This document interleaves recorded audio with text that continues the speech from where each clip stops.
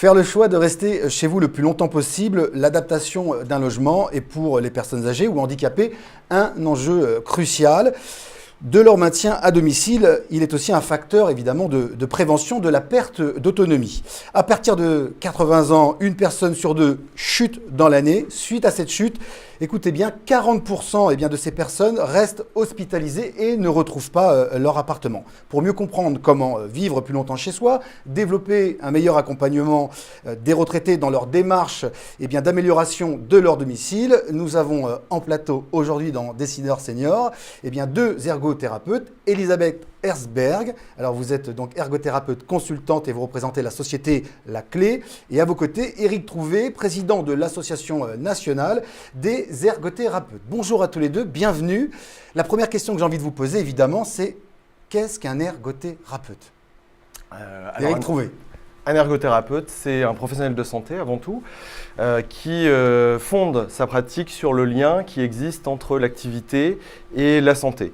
C'est-à-dire qu'il est amené à intervenir à chaque fois qu'une personne est contrariée dans la réalisation de ses activités, parce que dans la vie, un accident, une maladie, un handicap, une déficience ou tout simplement l'avancée en âge peut contrarier la réalisation des activités au quotidien. Et l'activité, c'est quand même ce qui caractérise l'être humain et on en a besoin pour se développer, pour trouver un équilibre dans sa vie de tous les jours. Et donc là, l'ergothérapeute peut apporter des solutions pratiques pour restaurer un niveau d'activité suffisant et de qualité pour les personnes.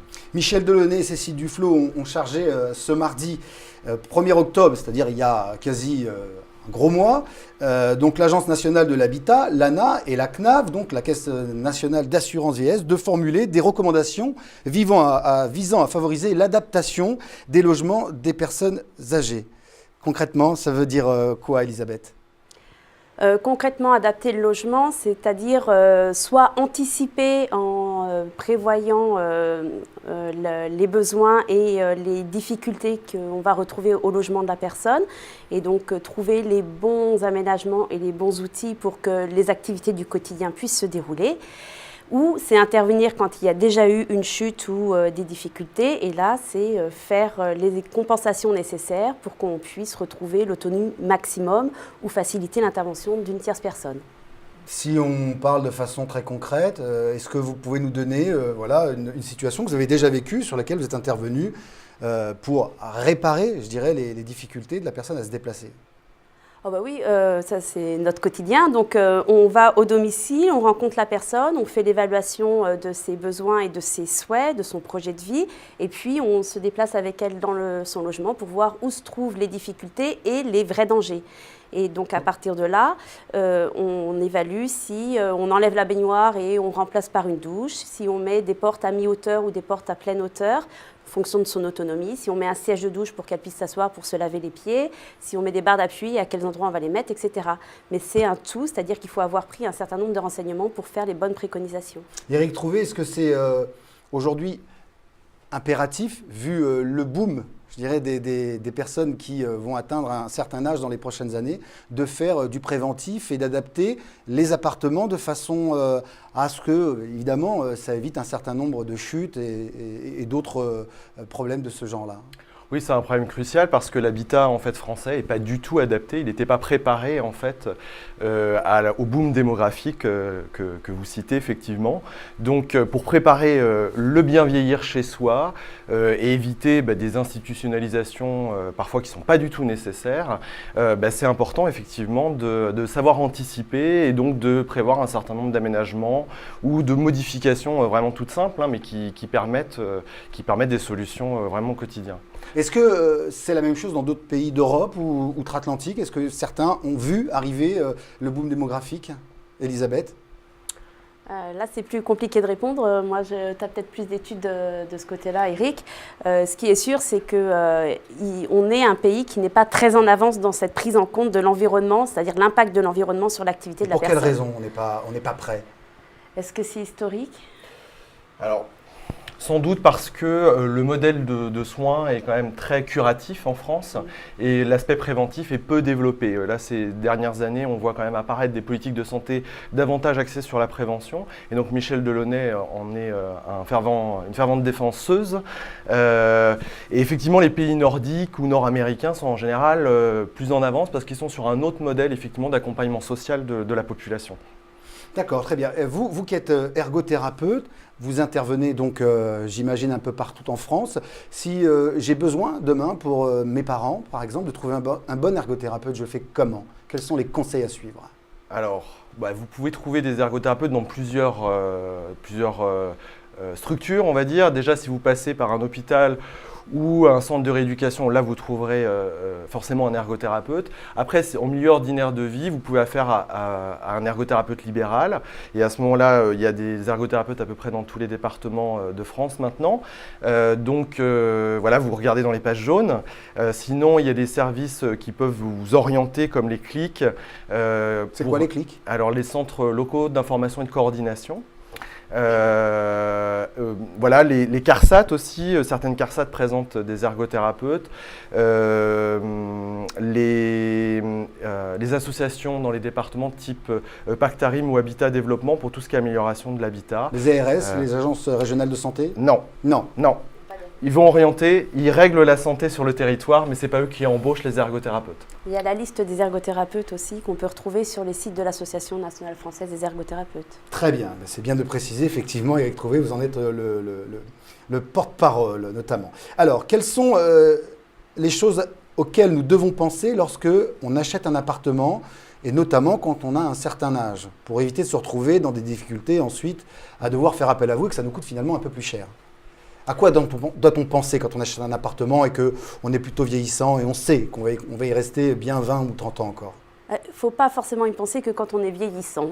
Ah. Il faut déjà penser à ses vieux jours relativement tôt, parce qu'on ne fait pas des achats d'appartements tous les jours. Donc, quand on commence à 50 ans ou 60 ans, donc on va tous tomber dedans, qu'on achèterait bien un logement sur la côte ou même ici où on vit, il faut à ce moment-là se poser les bonnes questions en disant, si je l'achète maintenant, c'est pour y vivre un certain nombre d'années et donc y vieillir. Et je voudrais vieillir correctement. Donc, il faut que je sois sûre d'avoir au moins ce qu'on appelle une unité de vie sur un même niveau et accessible. Donc l'unité de vie, ça veut dire avoir une chambre, une salle de bain, une cuisine, des toilettes et une pièce de vie accessible. Donc éviter de l'avoir en étage. Oui, parce qu'après, ça a un énorme impact sur l'aménagement ultérieur. Si déjà on a une base comme ça, on va pouvoir avoir des aménagements qui vont être moins coûteux et plus faciles à mettre en œuvre. Justement, moins coûteux, Eric Trouvé, est-ce que ça coûte cher d'aménager un appartement tel que vous le préconisez? Ça coûte plus cher lorsqu'il faut intervenir, on va dire, après, alors que si on le faisait en prévention, comme le citait Elisabeth, ça coûterait à ce moment-là moins cher de le prévoir dès l'origine du projet, en fait. C'est-à-dire, dites-nous concrètement, combien ça coûte pour réaménager un appartement façon ergothérapie? Ça va dépendre des besoins. Il n'y a pas une solution unique. Bien sûr. On sait qu'en plus, ça dépend des régions. C'est-à-dire qu'on sait qu'un aménagement de salle de bain, quand vous enlevez une baignoire et que vous mettez une douche, en région parisienne, l'Île-de-France, on est sur du 6-7 000 euros. On est un peu moins cher dans certaines régions de province, mais voilà, ça a un vrai coût financier parce que ça nécessite des reprises de plomberie, de chape, de carrelage, enfin voilà, ça va relativement loin. Maintenant, tous les aménagements ne se ressemblent pas et ne sont pas systématiquement d'enlever la baignoire et de mettre une douche. C'est pour ça qu'on part vraiment des besoins de la personne et de ses capacités fonctionnelles. Et à partir de là, on construit avec elle. Parce que, par exemple, on peut avoir 2 personnes âgées de 82 ans qui ont le même environnement, le même type de logement. Mais pas le même handicap. Si, la même difficulté à se déplacer avec une canne, etc.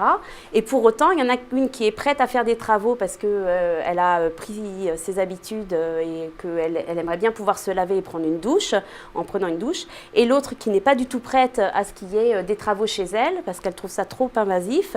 Et du coup, elle préfère continuer à faire comme elle fait, c'est-à-dire sa toilette au lavabo. Et tout le monde est aussi propre l'une que l'autre et tout le monde est autonome, si vous voulez. Donc, ce n'est pas la peine de mettre 7 000 € pour la petite dame qui n'a pas du tout envie d'avoir une douche, parce que de toute façon, elle va mal le vivre, elle ne l'utilisera pas. Et par contre, c'est nécessaire de le faire pour la petite dame qui, elle, est tout à fait prête à prendre une douche. Et ça se détecte quand on fait les évaluations initialement. Justement, quelles sont les pièces les plus dangereuses lorsqu'on atteint un certain âge, qu'il faut impérativement revoir, retravailler, réaménager? J'imagine que la salle de bain en fait partie. La salle de bain, la cuisine et puis des espaces de déplacement. Donc effectivement, si vous n'avez pas l'unité de vie sur un étage unique, et bien là, les escaliers, les couloirs, la sortie vers l'extérieur, tout ça, ce sont en fait des espaces qui sont accidentogènes. Très bien, mais alors si on va dans la cuisine par exemple, qu'est-ce qu'on peut faire pour, comme ça, à titre préventif, pour commencer déjà à faire attention pour éviter les chutes, je ne sais pas, ou éventuellement que le placard soit trop haut, quand on commence à avoir du mal à lever les bras. Dans la cuisine, ça va être un réaménagement, donc on est sur des bonnes pratiques, c'est-à-dire en logique, qu'est-ce qu'on utilise au quotidien? Si on l'utilise, on le met à niveau pour ne pas avoir à porter des choses trop lourdes au-dessus de sa tête ou à se baisser trop bas. Tout ça, ça va être source d'accident ou de chute si on soulève des poids. Voilà. Donc c'est déjà à penser à sa façon de vivre. Donc ça, tout l'entourage peut aider la personne à à réaménager ses meubles de rangement. Puis après, si on se déplace avec des plats chauds, ça commence à devenir risqué. Donc essayer de voir comment on s'organise pour le repas et comment on peut privilégier. Comment on fait, Elisabeth? Par exemple, si c'est en utilisant plutôt le four à micro-ondes, parce que c'est des plats qui sont plutôt réchauffés, on pose le four à micro-ondes sur la table où la personne prend ses repas. Et donc, il n'y a plus de déplacement avec des plats chauds. On peut être en position assise, et voilà. Ça, c'est des organisations de vie au quotidien. D'accord. Juste, on arrive quasiment au terme de cette émission. Quelles sont les choses qui peuvent faciliter le quotidien lorsque on souhaite donner quelques conseils aux personnes qui sont, par exemple, à mobilité réduite? Eric ou Elisabeth? Faciliter le quotidien? Oui. Encore une fois, ça va dépendre de chacun, c'est-à-dire tout le monde n'a pas les mêmes difficultés au quotidien. Alors ce qui serait bien déjà, c'est qu'au quotidien, on ait tous un peu plus de civisme, c'est-à-dire arrêter de mettre des poubelles au milieu des trottoirs ou de garer son scooter n'importe où pour que tout le monde puisse circuler en sécurité. Mais ça, c'est pour les enfants, les personnes malvoyantes, les personnes âgées qui ne sont pas obligées du coup de descendre sur la chaussée et de prendre un risque. C'est aussi observer et puis trouver les choses qui vont convenir le mieux par rapport à l'activité de la personne. Mais il faut vraiment la rencontrer dans son milieu de vie, puisque c'est ça qui va définir la notion de risque et de danger. Donc le diagnostic ne peut se faire que de façon individuelle. Ouais. Même si, grosso modo, j'imagine que vous préconisez la même chose à une personne qui a une canne, par exemple, et qui se déplace, changer les meubles de place, j'imagine, faire un peu d'espace, faire un sol qui ne soit pas glissant. J'imagine que ça reste des règles absolues. Les règles absolues, effectivement, c'est de ne pas avoir les circulations encombrées, comme disait Eric tout à l'heure. C'est éventuellement de mettre des points d'appui qui sont bien fixes et pas des meubles qui risquent de tomber à chaque fois que la personne prend appui dessus. Bon, c'est un certain nombre d'attentions comme ça, mais en général, quand on intervient, c'est qu'il faut déjà aller un peu plus loin. Donc, très bien. Ma dernière question sera: combien coûte un ergothérapeute? Là aussi, ça dépend de la prestation. Et voilà. Oui, mais en moyenne, il faut répondre, parce que les gens qui nous regardent veulent savoir si demain ils aimeraient aménager leur appartement, combien ça va leur coûter, ne serait-ce que de vous faire venir. Alors, entre 300 et 450 euros, selon le projet ou la visite? La visite. D'accord. Alors, la visite et effectivement la préconisation qui va derrière. Et le suivi du chantier, du parce projet. que vous suivez le projet du chantier? Non. Ou c'est après aux gens de chacun prendre un artisan C'est ça, c'est à chacun de suivre son projet. C'est là où l'entourage de la personne a un impact fort, c'est-à-dire que si on la soutient, elle va pouvoir mener son projet. Nous, on fait le démarrage en donnant en fait des outils et des éléments de choix. La personne reste maître d'ouvrage de son projet et donc elle va aller solliciter les entreprises qui vont venir et elle va gérer son... Et vous validez, vous estampillez? Alors on peut repasser après pour faire une visite, ce qu'on appelle de conformité fonctionnelle, pour voir effectivement par rapport aux préconisations initiales si c'est bien ce qui a été mis en place et si du coup le risque est levé. Donc ça, c'est des choses qu'on fait. Maintenant, il y a aussi, par rapport au coût dont vous parliez tout à l'heure, il y a aussi des caisses de retraite, il y a des assurances, il y a un certain nombre d'organismes qui se sont mobilisés ou qui se mobilisent et qui peuvent assurer ce coût. Il y a des bailleurs aussi qui font une certaine démarche et qui proposent à leurs locataires de faire cette évaluation des besoins et du coup, il y a un coût zéro pour la personne. D'accord, donc l'État aide et ses administrations, certaines. L'État commence à se mobiliser, oui. Et puis, il y a des financements par rapport aux 6 ou 7 000 euros qu'on a annoncé tout à l'heure pour la salle de bain.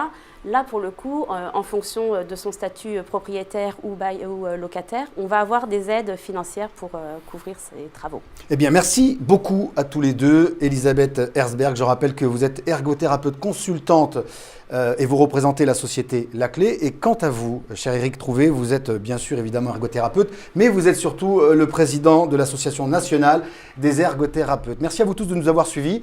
Vous commencez à avoir l'habitude de ce rendez-vous dans Décideurs Seniors. Vous connaissez les deux adresses, ou bienvivre-chez-soi.com avec bien-vivre-chez-soi.com, ou bien sur le site de Décideurs TV à la rubrique Senior Décideurs. Rendez-vous la prochaine fois pour un autre thème qui j'espère vous intéressera tout autant. Merci à tous les deux. Bye bye.